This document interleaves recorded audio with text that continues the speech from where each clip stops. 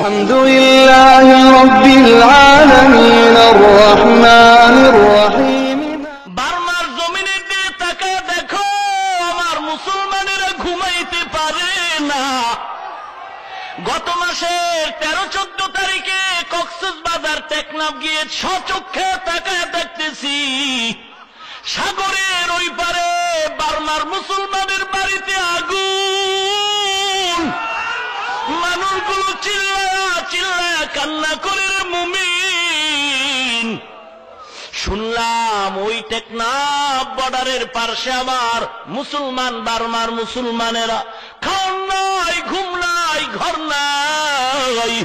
এ শীতের রাতে আকাশের দিকে চিল্লায় কাদের মালিক, কপাল বুঝি খারাপ হয়ে গেল। মা খানা চায় না, কোলের মধ্যে শিশু বাচ্চা। ওরে মালিক, আমার বাচ্চাটারে খানা দাও। বাচ্চাটাও খানা পায় না, মায়ের কোলে শিশু বাচ্চাটা না খেয়ে ধুকে ধুকে মরে যায়।